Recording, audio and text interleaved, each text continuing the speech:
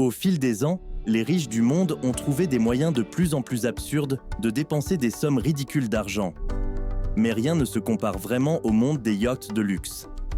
Alors, que diriez-vous s'il existait une classe de yacht encore au-dessus de cela ?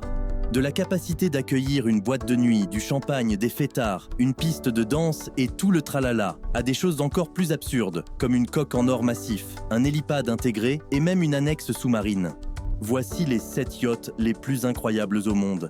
Et à la fin de la vidéo, nous révélerons un yacht qui se trouve être la chose la plus chère jamais achetée dans toute l'histoire. Alors restez jusqu'à la fin pour être éblouis. Numéro 7. Supercar Sérène pour un prince littéral. Et pas n'importe quel prince. Le yacht Sérène est la propriété du tristement célèbre Mohammed bin Salman, le futur roi d'Arabie Saoudite. Et à 330 millions de dollars, vous pouvez être sûr qu'il est à la hauteur des normes royales. Et ce n'est pas tout, parce que même si vous pensez que c'est juste un yacht cher ordinaire sur les photos, ce navire titanesque est en réalité l'un des plus grands et des plus puissants, et le plus puissant yacht jamais construit. Avec une longueur de presque 440 pieds, de l'espace à bord pour 24 invités et 52 membres d'équipage, ainsi que des places de parking pour 2 hélicoptères, plusieurs piscines dont un jacuzzi et une dos de mer, cette bête mérite le titre de palais royal sur les mers sans sourciller. Ajoutez à cela le fait qu'il est propulsé par 8 moteurs, lui donnant une vitesse maximale de 15 miles par heure, et pas, ainsi que son intérieur conçu par le célèbre designer Raymond Langdon. Et quiconque visite le yacht pourra probablement deviner qu'il appartient à la royauté. Mais voici le truc. Le yacht n'a même pas été construit pour le prince. Il a été initialement fabriqué en 2011 pour le magnate russe de la vodka Yuri Shefler. Ce qui, soit dit en passant, est exactement le genre de personne qui obtiendrait ce genre de choses. Alors comment Mohammed bin Salman a-t-il fini par acquérir cela ? Eh bien, à la manière princière, il a acheté le yacht sur un coup de tête. Vous voyez, quelques années après que Shefler ait possédé le yacht, il a attiré l'attention du jeune prince alors qu'il était amarré dans le sud de la France, où il était en vacances. Et avance rapide de quelques mois, et le gars semblait en être tombé amoureux.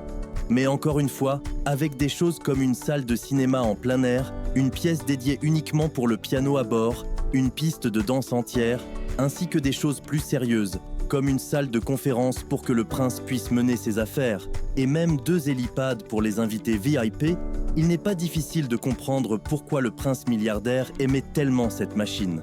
En fait, la chose est tellement attrayante qu'à un moment donné, l'un des acheteurs potentiels n'était autre que l'ancien homme le plus riche du monde, Bill Gates, qui avait l'habitude de louer le yacht jusqu'à 5 millions de dollars par semaine avant que Mohammed bin Salman ne l'achète. Mais si vous pensez que le prince saoudien là, vous vous trompez. Il n'est pas le Séoul à l'avoir. Juste de l'autre côté de la frontière, une autre royale arabe semble l'avoir battu. Alors, parlons maintenant du méga yacht de Dubaï. Bien que le super yacht appartenant à l'émir de Dubaï, le plus important des Émirats arabes unis, ne vaille que 20 millions de plus que le yacht précédent, il compense largement cela par sa taille seule. Parce que si vous pensiez que le Sérène était grand, avec près de 550 000 livres, c'est un yacht massif, avec une capacité de 150 pieds et avec une capacité pour un massif de 178 personnes à bord, y compris 90 invités, ainsi que 98 membres d'équipage, dont des masseuses, des chefs et tout autre type de personnel, pour rendre l'expérience à bord aussi exquise que possible. Et une autre chose qui distingue cette bête, elle a été possédée par la royauté non pas une, mais 2 fois. Si c'est ce que possède le Premier ministre, à quel point le yacht du président serait-il incroyable ? Eh bien, chance pour nous, celui-ci est en fait le tout prochain yacht sur notre liste. Le puissant méga yacht Azam.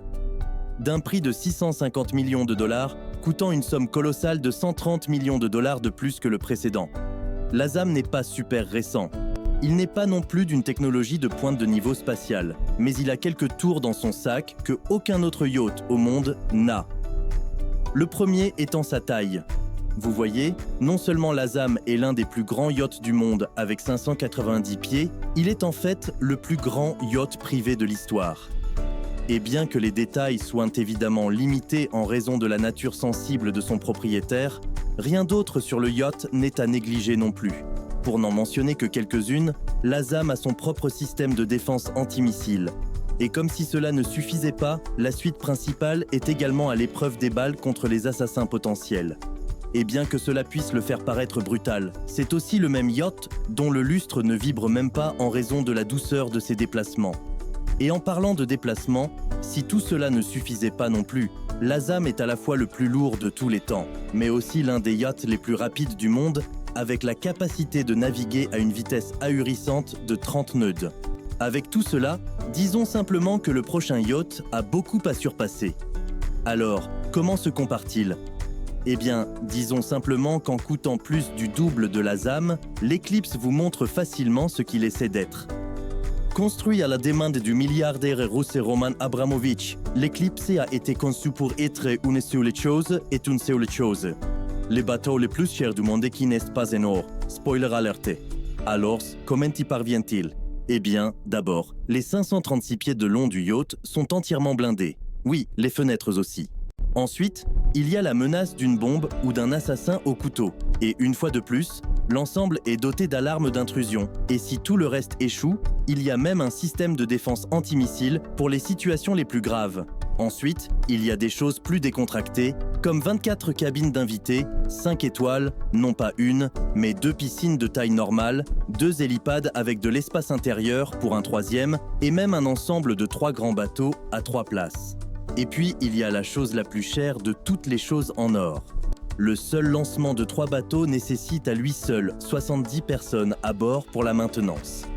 L'Enfer, il a également détenu le titre du plus grand yacht à un moment donné, jusqu'à ce qu'il soit détrôné par l'ASAM. Mais étant donné que l'un des deux coûte plus que les budgets de Petites Villes, je pense qu'il est facile de deviner quel est le yacht suprême. Numéro 1, Yacht History Supreme. Maintenant, le History Supreme n'est pas super grand, n'est pas trop futuriste et n'a même pas le plus de fonctionnalités de luxe. Alors comment est-il devenu le yacht le plus cher du monde ?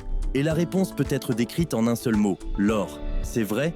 Là où certains lunatiques pètent quelques milliers de dollars pour un iPhone plaqué or, le propriétaire anonyme de ce yacht a dépensé une somme dévastatrice de 4,8 milliards pour finir ce yacht avec le métal le plus précieux. Du revêtement en or plaqué aux platines sur les rampes et les ancres, cette machine a remporté cette liste avant même de commencer à lutter contre les autres. Mais d'une manière étrange, avec l'océan impitoyable et l'or inaltérable, il pourrait y avoir un avantage à utiliser le matériau du côté technique aussi. Et cette nature étrange est finalement ce qui rend ce yacht si unique. J'espère que vous avez apprécié regarder la vidéo d'aujourd'hui, et si c'est le cas, assurez-vous de regarder notre vidéo sur les plus grandes maisons d'Amérique. Merci de regarder. Je vous verrai la prochaine fois.